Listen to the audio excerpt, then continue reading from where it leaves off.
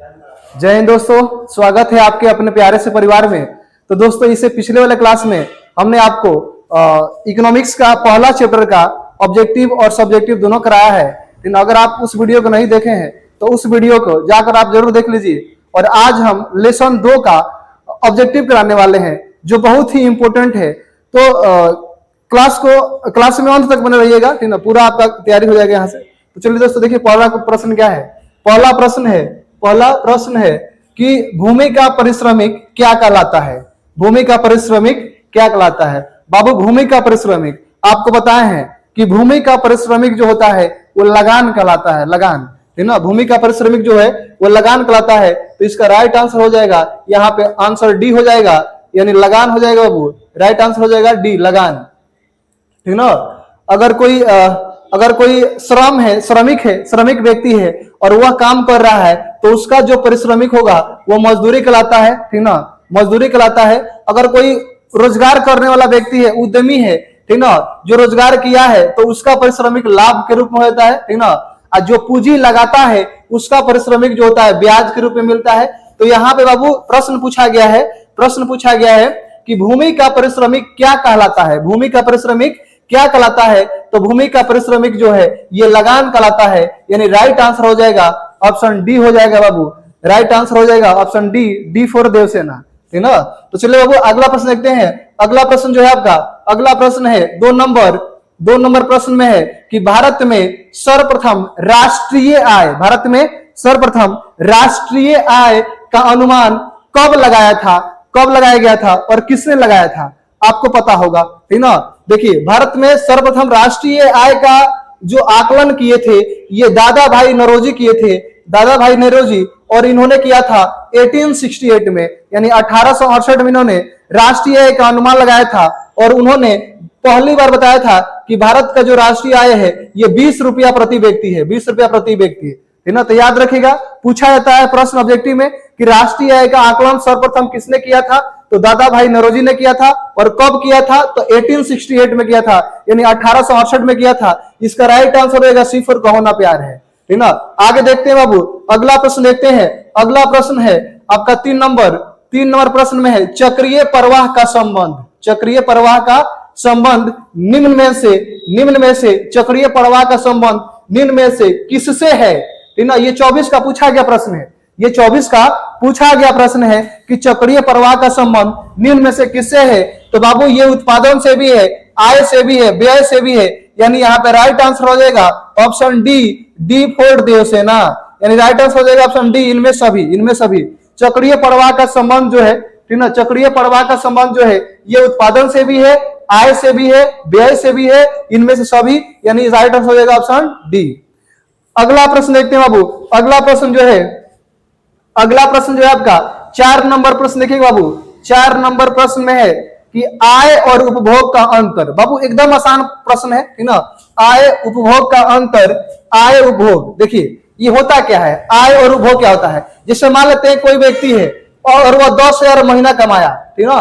कोई व्यक्ति है और वह 10,000 महीना का कमा रहा है, ठीक ना, 10,000 महीना कमाया, 10 के कमाया, अगर 5,000 वो खर्च कर दिया, ठीक ना, यानी आय में से उपभोग का मतलब जितना खा गया, ठीक ना, माइनस करेंगे तो ये उसका बचत हो जाएगा, बचत, सेविंग, ठीक ना, ये सेविंग निकल के आएगा।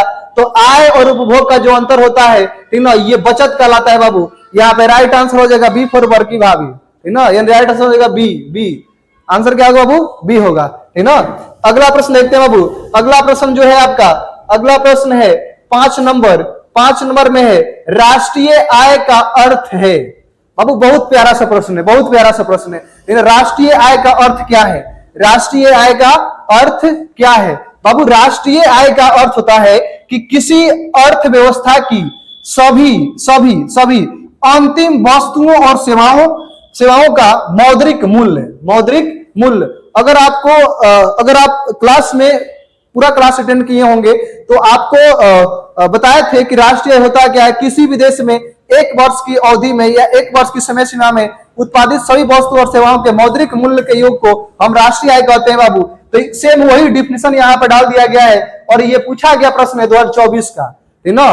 तो याद रखिएगा बाबू, ये 24 का पूछा गया प्रश्न है ना।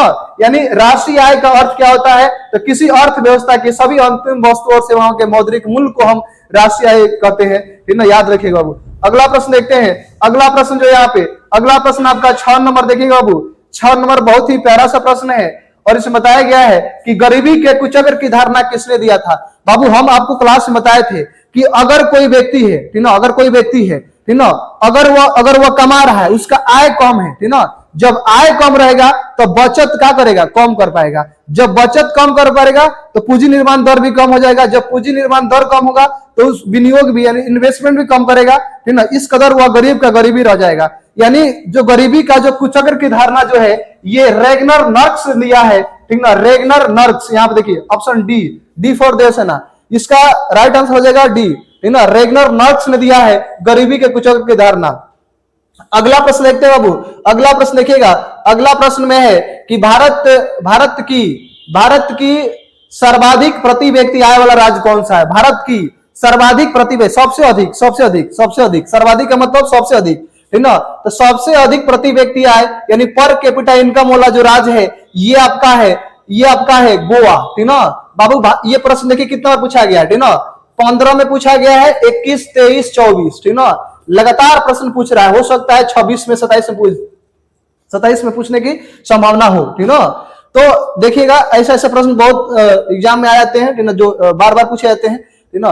अब देखिए अगला प्रश्न जो है, अगला प्रश्न देखिएगा 8 नंबर प्रश्न में है कि वर्ष भर में, अब देखिए बहुत आसान प्रश्न, डिफिनेशन डाल दिया गया है। वर्ष भर में किसी देश में अर्जित आय की कुल मात्रा को क्या कहते हैं, ठीक ना। तो ये बाबू ये जो है ना, वर्ष भर में अर्जित करेंगे तो राष्ट्रीय आय, ठीक ना, राष्ट्रीय आय कहते हैं बाबू, ठीक ना। इसका राइट आंसर हो जाएगा राष्ट्रीय आय, सी हो जाएगा। अगला प्रश्न देखिए बाबू। अगला प्रश्न जो है आपका 9 नंबर प्रश्न जो है, गरीबी रेखा निर्धारण हेतु ग्रामीण क्षेत्रों में कैलोरी प्रतिदिन, ठीक ना, प्रति व्यक्ति को न्यूनतम कैलोरी मापदंड कितने होने चाहिए। तो ग्रामीण क्षेत्र के लोग बाबू अधिक मेहनत करते हैं। ग्रामीण क्षेत्र के जो लोग होते हैं, मजदूर, किसान होते हैं, ठीक ना, कर्मठ व्यक्ति होते हैं, और इनके लिए अधिक ऊर्जा की आवश्यकता होती है, क्योंकि ये खेत खलिहान में काम करने वाले व्यक्ति होते हैं। जाहिर सी बात है, जो व्यक्ति मेहनत अधिक करेगा उसको अधिक कैलोरी ऊर्जा की आवश्यकता होती है, ठीक ना। तो यहाँ पे राइट आंसर हो जाएगा 2400 कैलोरी। लेकिन बाबू प्रश्न ऐसा भी पूछ सकता है कि शहरी क्षेत्र में कितना होगा। तो शहरी क्षेत्र के लिए 2100 कैलोरी, 2100 कैलोरी, ठीक ना। 2100 कैलोरी जो है ऊर्जा की आवश्यकता होती है, जबकि ग्रामीण क्षेत्रों में 2400 होती है। याद रखिएगा बाबू, ठीक ना। बहुत ही प्यारा सा प्रश्न है, ठीक ना। आगे बढ़ते हैं। अगला प्रश्न देखिएगा 10 नंबर में है और ये प्रश्न कंपटीशन के एग्जाम में भी पूछा गया है, ठीक ना। तो आप लोग ये नहीं मान के चलिएगा कि हमारा पढ़ाई जो है सिर्फ एकेडमिक तैयारी हो रहा है। नहीं बाबू, एकेडमिक के साथ साथ आपका तैयारी कॉम्पिटेटिव भी हो रहा है, ठीक ना। कॉम्पिटेटिव तैयारी हो रहा है, ठीक ना। इससे आप कंपटीशन के भी प्रश्न बना सकते हैं, जो 9th से 10th से रिलेटेड है, जो एग्जाम में पूछेगा उसको बना सकते हैं। Poverty and on British rule of India, ठीक ना। Poverty and on British rule of India जो है, ये पुस्तक जो लिखा है ये दादा भाई नौरोजी लिखा है, ठीक ना। और ध्यान रखिएगा, भारत में राष्ट्रीय आय का आकलन सर्वप्रथम दादा भाई नौरोजी ने किया था 1868 में, 1868 में, और प्रति व्यक्ति आय जो है ये 20 रुपया बताए थे। तो ये भी बात आपको याद रखना है, क्योंकि ये भी पूछा जाता है, ठीक ना। तो आगे बढ़ते हैं बाबू। अगला प्रश्न देखिएगा। अगला प्रश्न जो है 11 नंबर, निम्न में से किस विधि के अंतर्गत उत्पादित अंतिम वस्तु के मूल्य को जोड़कर, अब देखिए बाबू आपको पता है कि राष्ट्रीय आय जो होती है इसकी गणना के मुख्य रूप से 3 विधियां हैं। राष्ट्रीय आय की गणना के मुख्य रूप से 3 विधियां हैं, ठीक ना। आय गणना विधि, व्यय गणना विधि, उत्पाद गणना विधि, और 2 अतिरिक्त हैं, व्यवसायिक और मूल्य योग वृद्धि, ठीक ना। तो देखिए बाबू यहां पे पूछा गया प्रश्न में, ठीक ना, कि निम्नलिखित में से किस विधि के अंतर्गत उत्पादित अंतिम वस्तुओं के मूल्य को जोड़कर राष्ट्रीय आय की गणना की जाती है। मूल्य को जोड़कर, मूल्य जोड़ेंगे तो मूल्य योग विधि, ठीक है, यानी मूल्य योग विधि। यानी राइट आंसर रहेगा सी, कहोना प्यार है, सी फॉर कहोना प्यार है। इसका राइट आंसर हो जाएगा ऑप्शन सी, मूल्य योग विधि, मूल्य योग विधि। आगे देखते हैं बाबू। अगला प्रश्न देखिएगा। अगला प्रश्न जो है हमारा, अगला प्रश्न है 12 नंबर में देखिए बाबू, तीसा में एक आर्थिक मंदी आई थी। तीसा में आर्थिक मंदी आई थी। तीसा की भयानक आर्थिक मंदी, ठीक ना। आर्थिक मंदी क्या होता है, जिसमें रुपया पैसा का कोई महत्व नहीं रहता है, सामान महंगाई एकदम बढ़ जाता है, ठीक ना। मुद्रा का दाम एकदम घट जाता है, झोरा भर भर के पैसा लेके जाइए, ठीक ना, पॉलिथीन भर भर के सामान लेके आइए, आर्थिक मंदी, ठीक ना, आर्थिक मंदी से कहते हैं महंगाई बढ़ जाता है, बहुत ज्यादा बढ़ जाता है, ठीक ना, सरकार नोट छाप करके महंगाई को दूर नहीं कर सकती है, आर्थिक मंदी को दूर नहीं कर सकती है, ठीक ना। तो कहने का मतलब है कि तीसा की भयानक आर्थिक मंदी से उबारने के लिए किसने सुझाव दिया था? तो बाबू प्रोफेसर केन्स जो थे, ठीक ना, प्रोफेसर केन्स, इन्होंने सुझाव दिया था और तीसा जो है आर्थिक मंदी से दूर हटा था। इसका उपयोग करके अमेरिका भी आर्थिक मंदी से दूर हुआ है, और ये जो हुआ है 1929-30 में हुआ है बाबू, 1929-30 में हुआ, याद रखिएगा। 1929-30 में तीसा में आर्थिक मंदी आई थी और उससे उभरने का रास्ता जो बताए थे ये प्रोफेसर केन्स बताए थे, प्रोफेसर केन्स ने बताया था।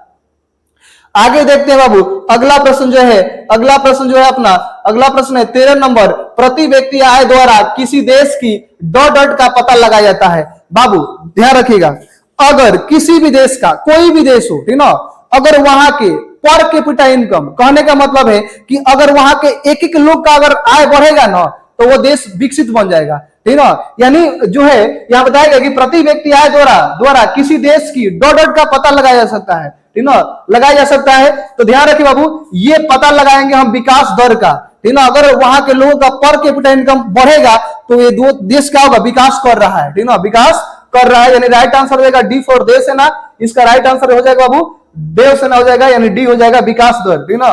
आगे देखिएगा अगला प्रश्न जो है यहाँ पे 14 नंबर प्रश्न जो है बाबू, 14 नंबर प्रश्न में है कि प्रति व्यक्ति आय का आस्य है, आस्य का मतलब अर्थ, प्रति व्यक्ति आय का आस्य क्या है? तो प्रति व्यक्ति आय का आस्य जो है ये औसत आय होता है। बाबू ध्यान रखिएगा, आपको बताया है कि पर कैपिटा इनकम जो होता है, पर कैपिटा इनकम यानी प्रति व्यक्ति आय जो होता है, ठीक ना, प्रति व्यक्ति आय जो होता है, ठीक ना, प्रति व्यक्ति आय जो होता है ये औसत आय होता है, औसत आय, ठीक ना, औसत आय होता है। आगे देखिएगा बाबू, अगला प्रश्न देखिएगा, अगला प्रश्न यहाँ पे 15 नंबर, इनमें से कौन एक बीमारू राज्य नहीं है? बाबू बीमारू राज्य, ठीक ना, अब ध्यान देखिए यहाँ पे बीमारू राज्य नहीं है, पूछा है, नहीं है, ठीक ना। तो बिहार है, मध्य प्रदेश, उड़ीसा, कर्नाटक नहीं है, यानी राइट आंसर हो जाएगा कर्नाटक, यानी नहीं है पूछा है तो इसका राइट आंसर हम लगाएंगे कर्नाटक, सी फॉर कहो ना प्यार है, यानी राइट आंसर हो जाएगा कर्नाटक। कर्नाटक बीमारू राज्य में नहीं आता है बाबू। उड़ीसा भी पहले बीमारू राज्य में आता था, ठीक ना, उत्तर प्रदेश भी बीमारू राज्य में आता था, यूं उत्तर प्रदेश उड़ीसा, बाद में ये कॉन्सेप्ट थोड़ा बदल गया, ठीक ना, ध्यान रखिएगा। तो यहाँ पे राइट आंसर होगा कर्नाटक, ये बीमारू राज्य में नहीं आता है, बिहार आता है, मध्य प्रदेश, उड़ीसा भी आता है, ठीक ना। आगे देखते हैं बाबू, अगला प्रश्न देखिएगा, अगला प्रश्न यहाँ पे है, अगला प्रश्न जो है बिहार की प्रति व्यक्ति आय देश भर में है, ठीक ना। बाबू बिहार की प्रति व्यक्ति आय देश भर में न्यूनतम है, ठीक ना। बिहार जो है बाबू, ठीक ना, बिहार जो है सबसे पिछड़ा राज्य है, ठीक ना, बीमारू राज्य आता है, पिछड़ा, सबसे पिछड़ा राज्य भी है। तो यहाँ पे न्यूनतम है, प्रति व्यक्ति आय क्या है? न्यूनतम, ठीक ना। बिहार की प्रति व्यक्ति आय क्या है? न्यूनतम है, इसका राइट आंसर हो जाएगा ऑप्शन ए, ठीक ना।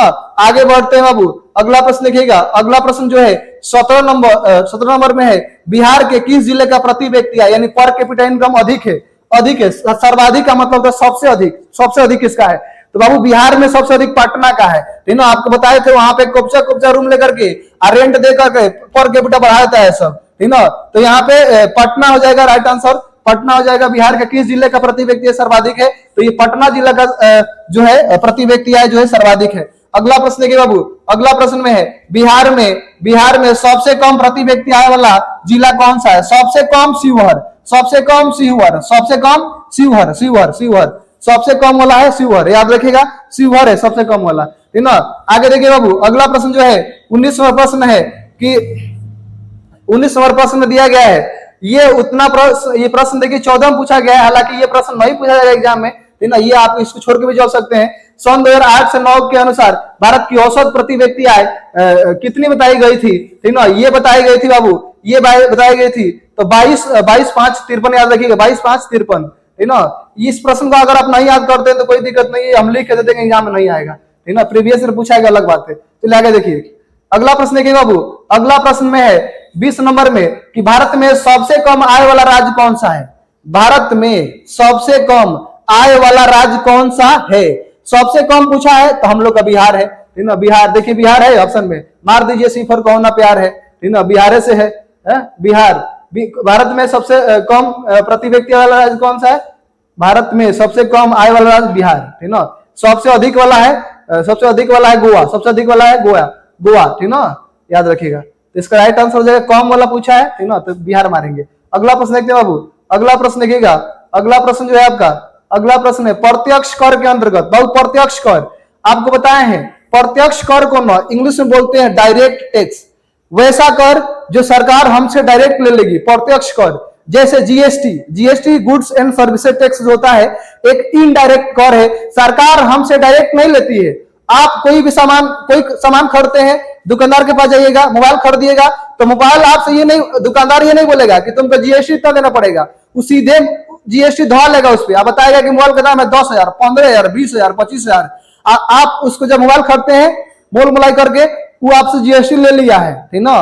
तो जीएसटी इनडायरेक्ट कर है, आप सरकार को डायरेक्ट नहीं देते हैं, दुकानदार देता है, ठीक ना। जबकि इनकम टैक्स जो है, आय कर जो है, ये डायरेक्ट कर होता है। सरकार को आप डायरेक्ट, अगर आप 20 लाख से अधिक कमाते हैं, अगर इनकम टैक्स के दायरे में आते हैं, तो आपको सरकार को इनकम टैक्स पे करना पड़ता है, ठीक ना। तो यहाँ पे जो है प्रत्यक्ष कर के अंतर्गत निम्न में से किसे शामिल किया गया है? तो प्रत्यक्ष कर में आयकर को शामिल किया गया है। प्रत्यक्ष कर में आयकर को शामिल किया गया है, आयकर इनकम टैक्स को शामिल किया गया है। अगला प्रश्न देखते हैं बाबू, अगला प्रश्न देखिएगा। अगला प्रश्न है बिहार राज्य की कितनी प्रतिशत जनसंख्या कृषि पर आधारित है? बाबू बिहार राज्य, ये आंकड़ा चेंज हो चुका है, ठीक ना। आप मान के चलिएगा कि इसमें जो है ये कृषि पर जो आधारित है, ये इसका आप याद रखिएगा 80%, ठीक ना, याद रखिएगा, ठीक ना। ये आंकड़ा चेंज भी हुआ है, ठीक ना। आगे देखते हैं बाबू, अगला प्रश्न देखिएगा। अगला प्रश्न जो है आपका, ठीक ना, इसमें है कि एक देश इसलिए गरीब है क्योंकि वह गरीब है, इस किस अर्थशास्त्री ने कहा है? तो ध्यान रखिए बाबू, गरीबी के बारे में रेगनर नॉक्स ने बताया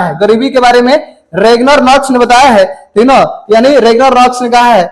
आगे देखते हैं, अगला प्रश्न देखिएगा। अगला प्रश्न है, निम्न में से कौन सा भारतीय राज्य गरीबी के कुचक्र का शिकार है? बाबू गरीबी के कुचक्र का शिकार जो है हम लोग का बिहार है। गरीबी में झोंकाए हैं लोग, बिहार जो है गरीबी के कुचक्र का शिकार है, याद रखिएगा। इसका राइट आंसर हो जाएगा ऑप्शन सी। अगला प्रश्न है आपका 25 नंबर। इसमें बताया गया है कि इनमें से किस संस्था का गठन 1954 में किया गया है ना। किसका गठन 1954 में किया गया है? तो बाबू इसका राइट आंसर हो जाएगा CSO, ठीक ना। इसका राइट आंसर जो हो जाएगा ये CSO हो जाएगा, यानी केंद्रीय सांख्यिकी संगठन की स्थापना जो हुआ है 1954 में हुआ है, ठीक ना। इसका राइट आंसर हो जाएगा ऑप्शन डी हो जाएगा इसका राइट आंसर। आगे देखते हैं, अगला प्रश्न देखिएगा। अगला प्रश्न आपका 26 नंबर। इसमें बताया गया है कि भारत की राष्ट्रीय आय का सर्वप्रथम अनुमान किसने लगाया था? तो दादा भाई नौरोजी लगाए थे। ये आपको आंसर याद हो गया होगा, दादा भाई नौरोजी लगाए थे। राष्ट्रीय आय का अनुमान कौन लगाया था? दादा भाई नौरोजी लगाए थे। अगला प्रश्न देखते हैं। अगला प्रश्न है आपका 27 नंबर। यहाँ पे देखिएगा, केंद्रीय सांख्यिकी संगठन की स्थापना कब हुआ है? अब CSO की स्थापना कब हुआ है, ठीक ना। तो यहाँ पे राइट आंसर हो जाएगा ऑप्शन बी, ठीक ना, बी हो जाएगा 1954, ठीक ना। CSO की स्थापना जो हुआ है 1954 में हुआ है, ठीक ना। अगला प्रश्न देखिएगा। अगला प्रश्न जो है आपका, अगला प्रश्न है विकसित देशों की आय में वृद्धि के लिए किस पद का प्रयोग किया जाता है? तो विकसित देश रहेगा, उसका आय में वृद्धि होगा, तो उसके लिए आर्थिक वृद्धि शब्द का प्रयोग करेंगे। आर्थिक वृद्धि शब्द का प्रयोग करेंगे, यानी यहाँ पे आज का आंसर हो जाएगा बी, आर्थिक वृद्धि, ठीक ना। और जो विकासशील देश है उसके लिए आर्थिक विकास, विकासशील यानी जो अभी विकास कर रहा है उसके लिए आर्थिक विकास, और जो विकास कर चुका है, विकसित हो गया है, ठीक ना, विकास करके आगे बढ़ गया है, उसको आर्थिक वृद्धि शब्द का प्रयोग करेंगे उसके लिए, ठीक ना। अगला प्रश्न देखिएगा। अगला प्रश्न जो आपका है 29 नंबर। भारत में वित्तीय वर्ष कब होता है? बाबू वित्तीय वर्ष फाइनेंशियल ईयर पूछा गया है, तो 1 अप्रैल से 31 मार्च याद रखिएगा। इसका आंसर हो जाएगा सी फॉर कहो ना प्यार है, सी हो जाएगा 1 अप्रैल से 31 मार्च हो जाएगा, ठीक ना। और ये जो प्रश्न है बहुत इंपॉर्टेंट प्रश्न है, इसको याद रखिएगा, ये कंपटीशन के एग्जाम में पूछा गया है, ठीक ना। आगे देखिएगा, अगला प्रश्न जो है आपका 30 नंबर में है राष्ट्रीय आय निम्न में से किससे संबंधित है? किससे संबंधित है? तो ये उपभोग और जीवन स्तर के सुधार से भी है, बेरोजगारी एवं गरीबी का उन्मूलन से भी है, प्रति व्यक्ति आय में वृद्धि से भी है, यानी राइट आंसर इनमें से डी, ठीक ना। राइट आंसर होगा इनमें से सभी हो जाएगा इसका आंसर, ठीक ना। याद रखिएगा। अगला प्रश्न देखते हैं बाबू, अगला प्रश्न देखिएगा। अगला प्रश्न जो है आपका, अगला प्रश्न है आपका 31 नंबर। इसमें बताया गया कि भारत में राष्ट्रीय आय की गणना के अनुमान को कितने वर्गों में बांटा गया है? तो 2 वर्गों में बांटा गया है। याद रखिएगा, ये राष्ट्रीय आय की गणना 2 वर्गों में बांटा गया है। राष्ट्रीय आय की गणना के अनुमानों को कितने वर्गों में बांटा गया है? तो ये 2 वर्गों में बांटा गया है, ठीक ना। अगला प्रश्न देखिएगा, अगला प्रश्न जो है आपका, राष्ट्रीय आय में सम्मिलित है घरेलू उद्योगों की आय भी है और विदेशों से प्राप्त आय भी है, यानी ए और बी दोनों हो जाएगा। राष्ट्रीय आय के बारे में आपको बताए थे, किसी देश में 1 वर्ष की अवधि में उत्पादित सभी वस्तुओं और सेवाओं के मौद्रिक मूल्य के योग को हम कहते हैं राष्ट्रीय आय, यानी राइट आंसर हो जाएगा। C4 का होना प्यार है, यानी ए और बी दोनों यहाँ पे आंसर हो जाएगा, ठीक ना। राइट आंसर हो जाएगा ए और बी दोनों, यानी सी ऑप्शन, ठीक। अगला प्रश्न देखिएगा, अगला प्रश्न जो है, अगला प्रश्न आपका है यहाँ पे 33 नंबर। राष्ट्रीय आय में वृद्धि होने से प्रति व्यक्ति आय में क्या होता है? तो वृद्धि होगा। राष्ट्रीय आय बढ़ेगा यानी प्रति व्यक्ति आय बढ़ रहा है, अब प्रति व्यक्ति आय बढ़ेगा तो राष्ट्रीय आय बढ़ेगा, यानी दोनों का एक दूसरे तालमेल है, ठीक ना, एक दूसरे से आगे बढ़ेगा दोनों, ठीक ना। तो राष्ट्रीय आय वृद्धि हो रहा है यानी प्रति व्यक्ति आय में क्या होगा? वृद्धि होगा। प्रति व्यक्ति आय में क्या होगा बाबू? वृद्धि होगा, ठीक ना। पर कैपिटा इनकम बढ़ेगा, यानी देश के एक व्यक्ति का आय बढ़ेगा तब राष्ट्रीय आय बढ़ेगा, ठीक ना। अगला प्रश्न है, राष्ट्रीय आय का अर्थ है। राष्ट्रीय आय का अर्थ जो है ये उत्पादन के साधनों की आय है, उत्पादन के साधनों की आय, यानी डी फॉर देश है, इसका राइट आंसर हो जाएगा डी, ठीक ना। डी हो जाएगा इसका राइट आंसर, यहाँ पे डी हो जाएगा, ठीक, याद रखिएगा। अगला प्रश्न देखते हैं यहाँ पे। अगला प्रश्न है आपका 35 नंबर। जिस देश की राष्ट्रीय आय अधिक होती है वह देश क्या कहलाता है? विकसित, ठीक ना। जिस देश की राष्ट्रीय आय अधिक होगी वह विकसित कहलाएगा, और जिसका कम रहेगा वो विकासशील या अविकसित उसके लिए कर सकते हैं, ठीक ना। तो जिसका अधिक होगा उसके लिए विकसित, ठीक ना, कम रहेगा तो अविकसित, ठीक, याद हो गया होगा। अगला प्रश्न देखते हैं। अगला प्रश्न यहाँ पे 36 नंबर। निम्नलिखित में से कौन सा देश विकसित अर्थव्यवस्था का उदाहरण है? तो विकसित अर्थव्यवस्था जो विकास कर चुका है, तो इसमें ब्रिटेन है, श्रीलंका, बांग्लादेश और नेपाल, और यहाँ तक भारत भी विकसित में नहीं आता है, ठीक ना। तो ये तीनों तो ऑप्शन नहीं हो सकता, ए नहीं हो सकता, नेपाल नहीं हो सकता है, बांग्लादेश नहीं हो सकता है, श्रीलंका नहीं हो सकता है, राइट आंसर होगा ब्रिटेन, ठीक ना। यानी यहाँ पे राइट आंसर हो जाएगा ब्रिटेन, याद रखिएगा। यहाँ पे राइट आंसर क्या हो जाएगा? ब्रिटेन। ये विकसित वाला है, ठीक ना, ये अपना विकास कर चुका है। निम्नलिखित में से कौन सा देश विकसित अर्थव्यवस्था वाला देश है? तो ये ब्रिटेन है, ब्रिटेन, ठीक। अगला प्रश्न देखिए बाबू, अगला प्रश्न देखिएगा। अगला प्रश्न है, निम्नांकित में कौन हमारे रहन सहन के स्तर को प्रभावित करेगा? रहन सहन के स्तर को प्रभावित कौन करेगा? देखो, अगर किसी का रहन सहन बदल रहा है यानी उसका प्रति व्यक्ति आय क्या हो रहा है? बदल रहा है। पहले उसका आय कम रहेगा तो उसका रहन सहन अलग रहेगा। जब उसका आय यानी इनकम बढ़ जाएगा तो प्रति व्यक्ति आय यानी प्रति व्यक्ति आय बढ़ा, ठीक ना, तो उसका रहन सहन भी क्या हो जाएगा? बदल जाएगा, ठीक ना। यानी किसी व्यक्ति का प्रति व्यक्ति आय पर कैपिटा इनकम बढ़ता है तो उसका रहन सहन को प्रभावित करता है, ठीक ना। तो निम्नलिखित में से कौन हमारे रहन सहन को प्रभावित करता है? तो ये प्रति व्यक्ति आय जो है ये प्रभावित करता है, ठीक ना। अगला प्रश्न देखते हैं बाबू। अगला प्रश्न देखिएगा। अगला प्रश्न जो है आपका, भारत में राष्ट्रीय आय की गणना कौन करता है? तो राष्ट्रीय आय गणना करता है CSO, उसका हेल्प करता है NSSO, ठीक ना। CSO देखिए यहाँ पे, इसका CSO करता है राष्ट्रीय गणना, CSO करता है केंद्रीय सांख्यिकी संगठन, सेंट्रल स्टैटिस्टिकल ऑर्गेनाइजेशन, यही करता है। अगला प्रश्न देखिए बाबू। अगला प्रश्न जो है आपका यहाँ पे 39 नंबर। भारत में राष्ट्रीय आय की गणना कब प्रारंभ किया गया था? तो ये भारत में राष्ट्रीय आय की जो गणना प्रारंभ किया गया था ये 51-52 में प्रारंभ किया गया था, 51-52 में, याद रखिएगा 51-52 में प्रारंभ किया गया था। अगला प्रश्न है आपका, राष्ट्रीय आय समिति गठन कब किया गया? राष्ट्रीय आय समिति गठन जो किया गया है ये 1949 में किया गया है, याद रखिएगा 1949 में किया गया है। B4 वर्की भावी आंसर हो जाएगा इसका। आगे देखिए अगला, केंद्रीय सांख्यिकी संगठन की स्थापना की गई है, ठीक ना, CSO। तो यहाँ पे 54 नहीं है, तो 54 नहीं रहेगा तो रियल बाबू आंसर उसका 51 है, ठीक ना, 51। लेकिन अगर ऑप्शन में ये तो 51 रहेगा या 54 रहेगा, तो 51 रहेगा तो 51 लगाएंगे, और 54 रहेगा तो 54 लगाएंगे, दोनों में से कोई एक रख सकता है, ठीक ना। तो यहाँ पे 51 लगाएंगे। CSO की स्थापना कब हुआ है? तो 1951 में हुआ है, ठीक ना। आगे देखिएगा अगला प्रश्न क्या है। अगला प्रश्न जो है आपका, दादा भाई नौरोजी ने अपनी पुस्तक भारत की प्रति व्यक्ति आय वार्षिक कितने बताया था? तो 20 रुपए बताया था, ठीक ना। The poverty and earn British rule of India उन्होंने बताया था 20 रुपया, ठीक ना। प्रति व्यक्ति कितना बताया था? 20 रुपया बताया था, 20 रुपया, ठीक ना, याद रखिएगा, ठीक। बहुत ही इंपॉर्टेंट प्रश्न है। आगे देखिएगा अगला प्रश्न जो है आपका, दादा भाई नौरोजी ने सर्वप्रथम राष्ट्रीय आय की गणना कब किया? ठीक ना, अनुमान यानी गणना कब लगाया, अनुमान कब लगाया था? तो 1868 1868 नहीं दिया है, यहाँ पे गलती हो गया है, ठीक ना, इसको ध्यान रखिएगा। यहाँ पे 1868 होना चाहिए, ठीक ना, यहाँ पे 66 हो गया है, 1968 हो गया है, तो इसको 19 को 8 बना लीजिएगा, 1868, ठीक। 1868 बताया था, 20 रुपये प्रति व्यक्ति बताया था दादा भाई नौरोजी ने, ठीक ना। 1868 है, ठीक ना, 1868 ध्यान रखिएगा बाबू, 1968 नहीं मारिए, गलती हो जाएगा, ठीक ना। ये आजादी के बाद हो जाएगा, आजादी से पहले गणना किया था उन्होंने, ठीक ना। दोनों कॉन्सेप्ट दिमाग में रखिएगा। अगर ये आंसर अगर आप 1968 लगा रहे हैं तो क्यों लगा रहे हैं बताइए?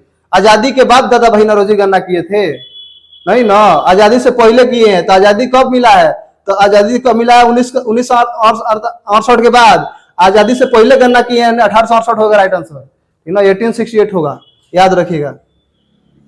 आगे देखिएगा अगला प्रश्न जो आपका, यहाँ पे राष्ट्रीय आय जाना जाता है बाबू। राष्ट्रीय आय जो है ना, राष्ट्रीय आय जो है उत्पादन गणना विधि से, आय गणना विधि से और व्यवसायिक गणना विधि से, यानी उपरोक्त में से सभी आपको सब बताए हैं। ये राष्ट्रीय आय के गणना की विधियां हैं, ये राष्ट्रीय गणना की क्या है? विधियां हैं, यानी राइट आंसर हो जाएगा ऑप्शन डी, ठीक ना, ऑप्शन डी यहाँ पे राइट आंसर हो जाएगा बाबू। अगला प्रश्न देखते हैं, अगला प्रश्न है 45 नंबर, उत्पादन एवं आय गणना विधि आर्थिक दृष्टिकोण से क्या है? तो ये सहज भी है, वैज्ञानिक भी है और व्यवहारिक भी है, ठीक ना। यहाँ पे राइट आंसर हो जाएगा उपयुक्त में से सभी, ठीक ना। उत्पादन एवं आय गणना विधि क्या है? सहज भी है, वैज्ञानिक भी है और व्यवसायिक भी है, ठीक ना, यानी उपयुक्त में सभी आंसर याद रखिएगा इसका, ठीक ना। अगला देखते हैं, अब ये खत्म हो गया है। तो दूसरा चैप्टर का जितना ऑब्जेक्टिव था हमने इस वीडियो में करा दिया है ना। आप लोग पूरा वीडियो को देख लीजिए बढ़िया से, एक दो बार रिवीजन कर लीजिए। अगर प्रश्न एग्जाम में आता है तो यहीं से आएगा, टेस्ट में प्रश्न डालते हैं, जो इंपोर्टेंट प्रश्न होता है उसका कलेक्शन यहीं से किया जाता है, ठीक ना। पूरा ऑब्जेक्टिव आपको करा दिया गया है, ठीक ना। तब तक के लिए धन्यवाद, मिलते हैं अगले वीडियो में।